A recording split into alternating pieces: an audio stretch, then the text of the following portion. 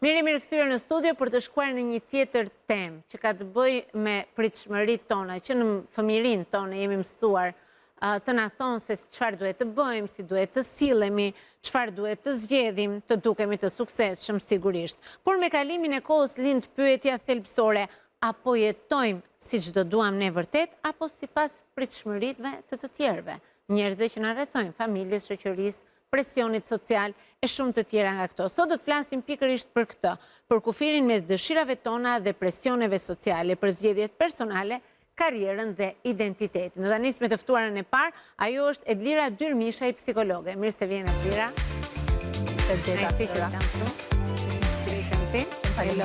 Faleminderit të ty që erdhe sërish.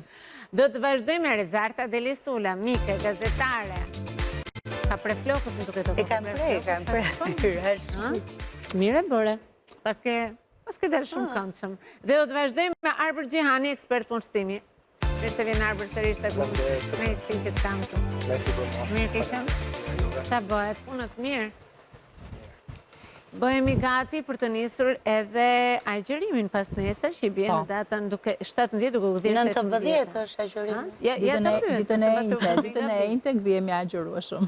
Sa mirë. Zoti ju apranoft. Faleminderit gjithëve. Uroj dhe shpresoj për gjithë komunitetin musliman shqiptar, por dhe gjithë ata që sigurisht e duan këtë muaj të madhërisëm ta kenë sa më të lehtë dhe lutjet e tyre të pranohen.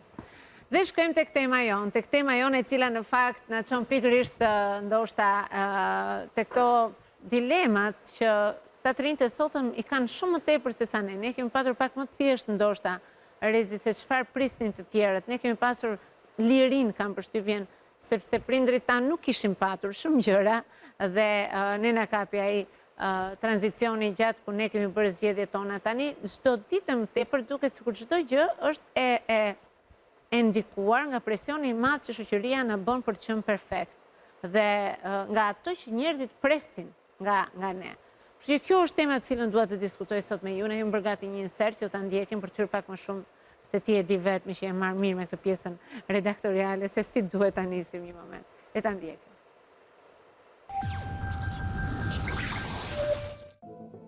Në një botë që lëviz me ritme të shpejta dhe ku gjithçka matet me pëlqime dhe pritshmëri, pyetja gjithnjë bëhet e më e fortë.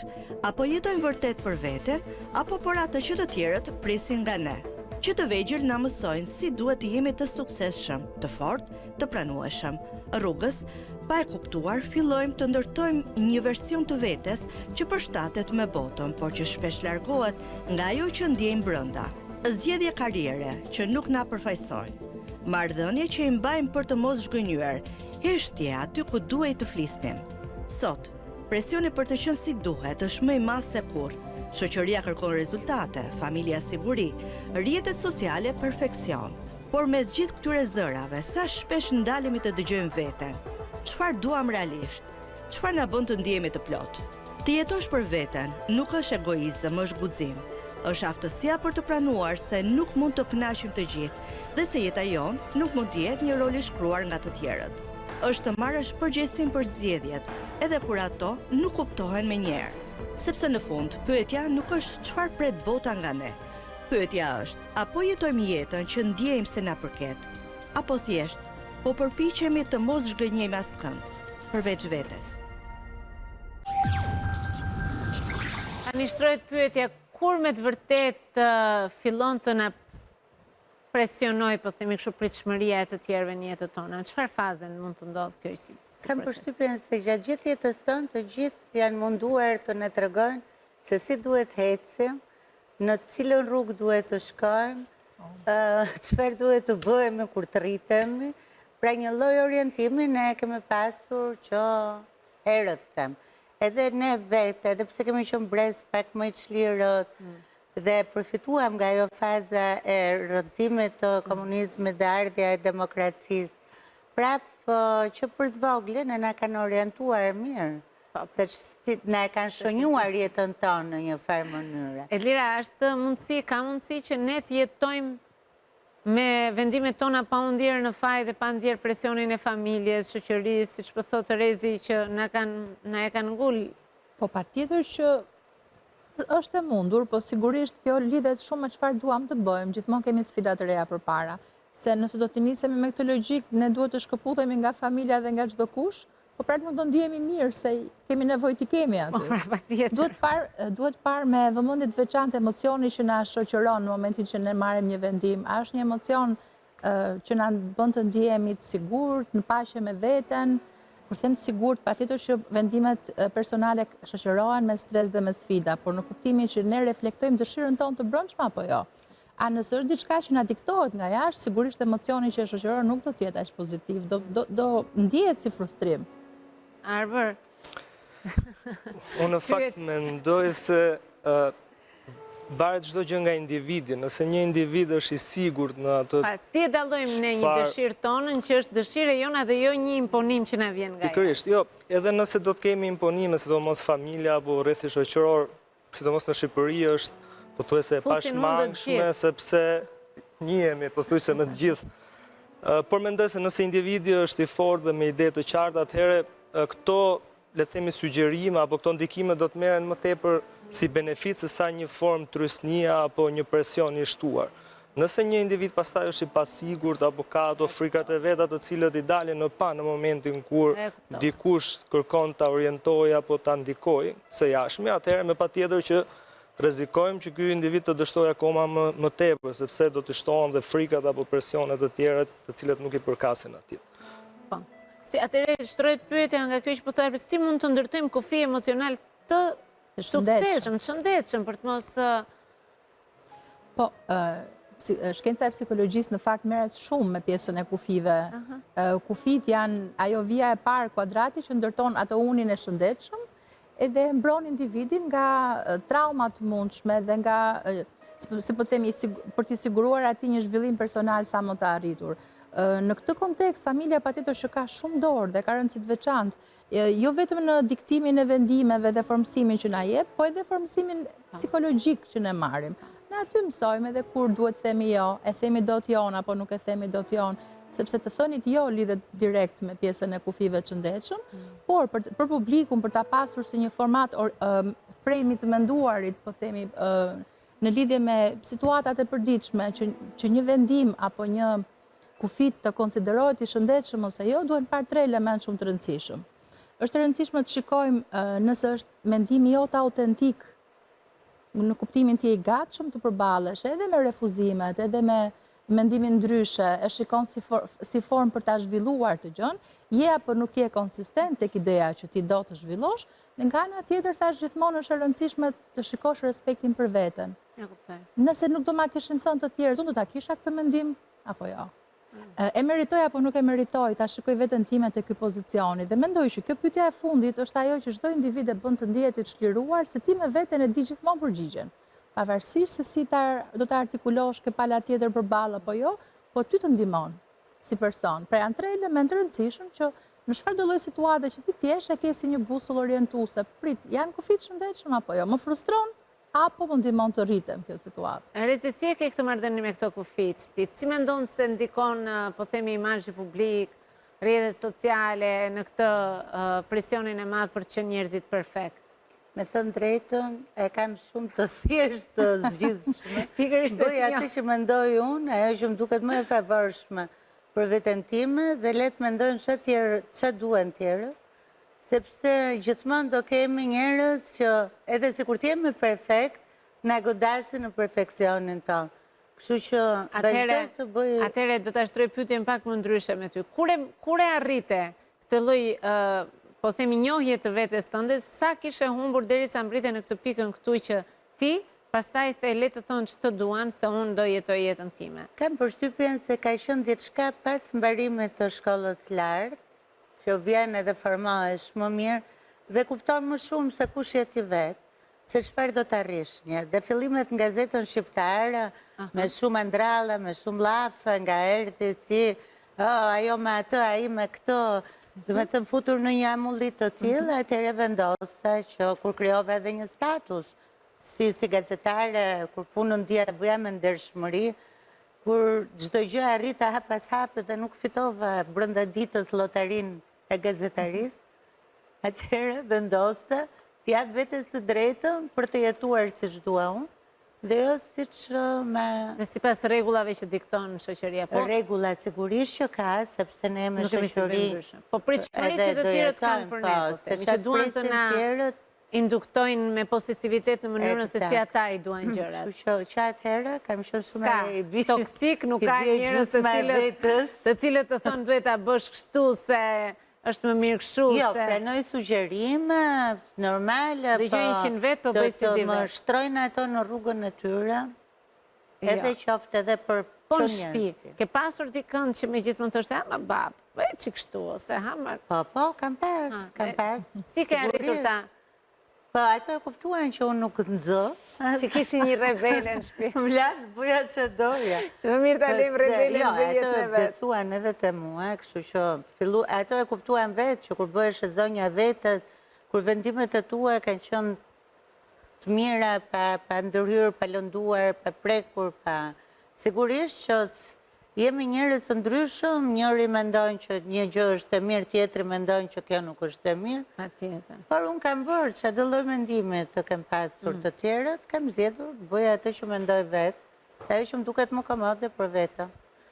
Arbër, sot njerëzit e zgjedhin profesionin sepse e duan, apo sepse njerëzit presin që ai të bëhet doktor, profesor? Në fakt, të do merja si shembullin tipik të shoqërisë tonë. Nuk ka mama që nuk dëshiron djalin apo vajzën ta bëjë doktoreshe apo doktor. Edhe në fakt që këtu fillojnë ato trysnit e para të vazhdimit të shkollës apo më pas edhe karrierës. Deri vonë ka qenë një problem i cili ka krijuar dhe një kaos në tregun e punës, sepse të gjithë të rinj shtyheshin për të vazhduar universitetin si një formë orientimi dhe nga familja, pasi vetëm kështu do mund të konsideroheshin të suksesshëm, dhe ndërkohë kishte një nevojë shumë të shtuar të tregut për profesionistë apo profesione të tjera që nuk kishin nevojë për universitet. Ndërsa së fundmi shikojnë që po balancohet, le të themi, ndikimi familjar me ato nevojat apo dëshirat reale që ka, apo dhe potencialin që ka secili i ri apo e re në shoqëri. Ekziston akoma, rrjetet sociale në mendimin tim janë një vrastar të pritshmërive që kanë të rinjt apo të reja, sepse presin të arrijnë suksesin e menjëhershëm dhe të katapultohen në ato majat e çdo profesioni apo çdo suksesi, dhe në momentin e parë që shikojnë që ka vështirësi, ka sfida, prit se do duhet që të kapërcejnë këtë vështirësinë për të kaluar aty, atëherë fillojnë dhe luhatën mbi vendimet apo mbi ato nisma që ato kanë marrë. Dhe kjo, në mendimin tim, do duhet që të formojë karaktere të forta në mënyrë që të jenë konsistent në ato çfarë kanë zgjedhur, dhe ndoshta nuk do të ndikohen më, siç edhe tha Rudina në mikrofonë. Rezi, më fale. Do të arrijnë atë pikën që nuk do të pyesin më se çfarë do të ndikojnë të afërmit apo shoqëria. Vetëm kështu do mundemi që t'i formojmë këto të rinj për të përgatitur në tregun e punës. Nëse më pas do të kemi akoma ato ndërhyrjet tradicionale, familjare, dhe do t'i shtyjmë apo do t'i vëmë në presion, do të vi një moment që ato do të dështojnë, sepse nuk po përballen vetëm me presionin vetjak që ato kanë ka shi shoqërisë, por dhe presionet të familjarëve apo shoqërisë nëse ato do të dështojnë. Shkoj tek psikologja këtu për ta pyetur cilat janë pasojat nëse ne bien pra këtyre vazhdimisht përmbushjes dëshirës për të përmbushur pritshmëritë e tjerëve dhe humbasim veten tonë ose faktike është që shumë njerëz ndikohen, jo vetëm bien po ndoshta kanë dhe të pamundur të dalin jashtë këtij lloji rrethi që të krijojnë pritshmëritë familjare dhe rrethi të ngushtë të përditshmërisë. Pasojat lidhen me individin në mënyrë drejt për drejt, me kostot e tij emocionale, shpirtërore, po pse jo nga njerë dhe mendore, çojnë në burnout, njeriu e gjejmë jo efektiv tek ajo fusha që ai gjendet, ndërkohë që mund të jepte shumë në një dimension tjetër, aty ku ka pasur prirjen e tij. Dhe nga ana tjetër nuk dua të krijoj një lloj paniku, po nga njerë të çojnë deri edhe në depresione. Sigurisht që mund të jetë në rreth se presioni është shumë i madh dhe sa të rëndësishme ka personi ta shikoj veten të përmbushur në këtë drejtim, dhe është shumë e rëndësishme. Sepse është një energji që shkon atje ku nuk duhet, ndërkohë që ai nuk e gjen veten aty. E gjen veten në një raport me fëmijën duke bërë atë gjën që e bëj, ato po mendoja. Je prandaj të mua ajo merdi në mendje dhe të drejtova aty sikur po i flisja vetes. E bëj sepse ka ndryshuar dhe në shikqasja e fëmijëve tanë. Shohi modelet cilat nuk janë për të marrë si modele. Shohin modele që janë ngrit me njëherë, janë katapultuar në botën e muzikës. Dhe ka pas raste konkrete që më thotë unë do bëhem kështu sot. Kalonte në një pikë që atë lidhje s'kishte do bëhem këngëtar. Dhe normalisht ti duhet ta orientosh edhe të ndërhysh tek ke fëmija është raport tjetër mendoj unë. Edhe pritshmëritë e mia sigurisht ai mund bëhet këngëtar shumë i suksesshëm, mund bëhet çfarë të doj, po të kaloj gradualisht. Ta provoj një për doktor, pastaj. Jo të dëgjoj një histori dhe me fëmijët është një raport i vështirë, normalisht që edhe unë ja tregoj rrugën, se edhe ne të vegjël rrugën e shkollimit, sepse sot kanë dalë rastet e mos shkollimit të suksesshëm. Dikur ka qenë shkollimi suksesshëm. Trendi është që ai nuk e ka mbaruar shkollën dhe ja ka dalë, dhe është shumë mirë dhe unë nuk dua ta orientoj fëmijën ne dalim dot nga vetja. Se nuk e di.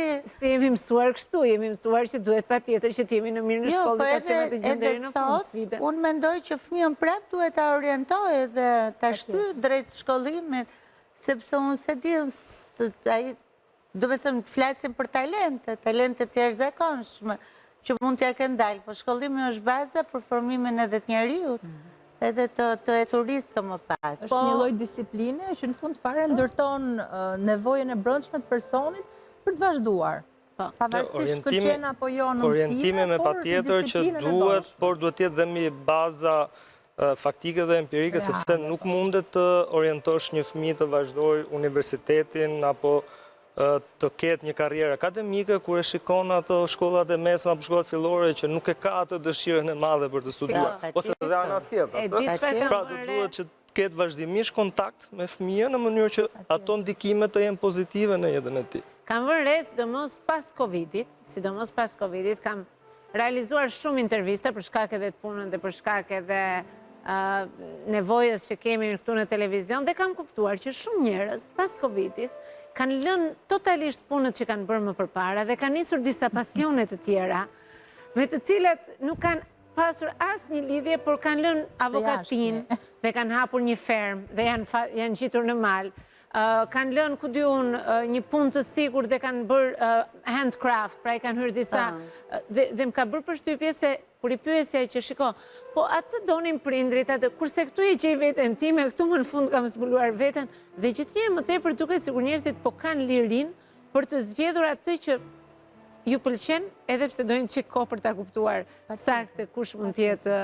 Po Covidi ka qenë një elementi më i prekshëm për ta kuptuar që njeriu kur sfidohet përballë fundit, se të gjithë kemi menduar në rastin e Covidit që po, a do e kaloj, do ja dalë mbas kësaj? Dhe të gjithë kemi bërë llogaritme veten tonë që na e ka vlejt kjo gjë, po këtë që kemi bërë për hatër të këtij. Pra ti e ke parë veten në peshore. Dhe shqyr Zotit që jemi këtu dhe besoj që është shumë e fortë që në momentin që e kanë kaluar, secili ka thënë që më vlen më shumë kjo paqja e brendshme, se sa çfarëdo lloj përfitimi tjetër. Dhe është e vërtetë sepse ajo paqja e brendshme të bën që ti të mos e shijosh atë përfitimin e madh që mund të marrësh nëse nuk përputhet me paqen e brendshme. Tani, për ta përmbyllur, se sigurisht, nëse do të ndërtonit një pritshmëri për dikë tjetër, jo të tjerët për ju, si do ta gjenit mënyrën për t'ia thënë, se jam kurioze ta di. Si do t'i thoni, shikon, mendoj që ti mund t'jesh një, gazetare shumë e mirë.